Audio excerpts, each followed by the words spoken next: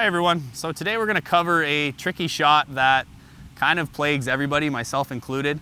It's a shot where you just roll it off the green and you're in the heaviest of rough where it's heavily watered and you've got quite a bit of green to work with but not really sure how to actually hit it correctly. So right here we're on the back of number 4 Homestead. I've just hit my shot a little long and I'm right over here. So I'm in kind of a heavy clump of wet rough with a bunch of grass behind the ball. Not exactly the ideal lie you'd want to have in the rough.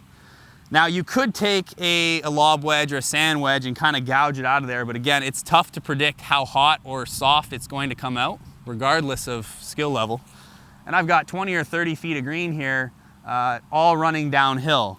So historically we'd be taught like, oh, take out like an 8-iron and bump and run it. Well, the problem with that shot is with this much grass, if you play any shot with a square face, you risk it coming out really slow and you leaving it 20 or 30 feet short.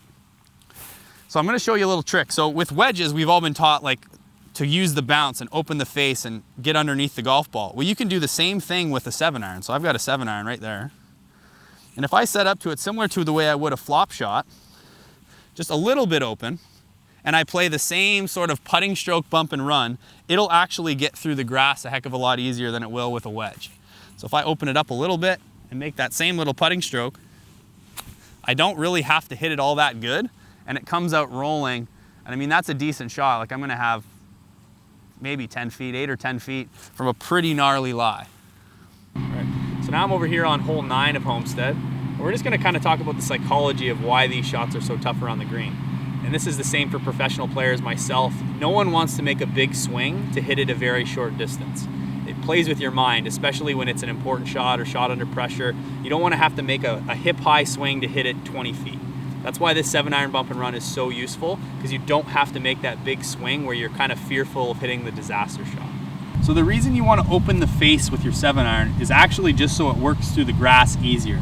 So if I'm going to demonstrate something here. If I set up to a standard bump and run with the ball back, the handle forward in some deep grass, and I try and drag the head through the grass, there's a lot of friction. Like it's grabbing almost every blade of grass. It's folding up onto the face. The second I open the blade, even a little bit, now it's a lot easier to slide through the grass. Like there's so much less resistance. A lot of the grass is actually working underneath the blade now, so you can actually get a cleaner strike with the same lie. The other benefit is like basically with less resistance in the grass, you're not going to chunk it as often. You can make smaller swings and the ball's going to come out clean. The second you get that leading edge square and leaning forward, you now have to make a much more precise contact onto the golf ball to get it to come out clean, and it's going to come out faster. Second you open the face, you can make a slower swing because the ball's going to come out slower, and you don't get stuck in those situations where you're kind of like decelling into the chip because you're worried about hitting it too far and flub it out 4 or 5 feet. You can make committed, aggressive chips where the ball's not coming out steaming hot. And for me to hit this shot, I've got my 60-degree wedge here. I'm gonna have to make a pretty big swing because this is gonna come out really dead, or I think it's gonna come out dead. Again, it's always a guess. To hit it 25 feet.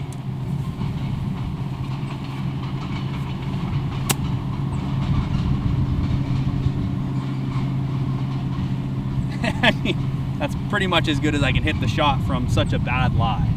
Now with the 7-iron, I probably only need to make a swing that is maybe that long to hit the same golf shot. So now I've got the 7-iron. I'm gonna play the same shot. So that wedge swing is probably a 30 or 35 yard shot from the fairway, that length to swing with that speed. I took a divot, and it went 15 feet in the air, just with that much grass and debris in between the face. Now I've got a similar lie. I mean, I can fluff this up and make it, a little bit tougher.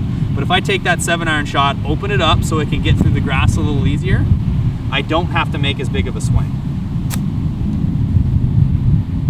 And that is pretty much the same shot. It's going to end up just in the fringe, which is exactly the same shot I hit with the wedge.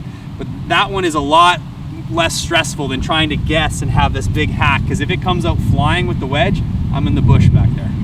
So that's the open face 7-iron bump and run.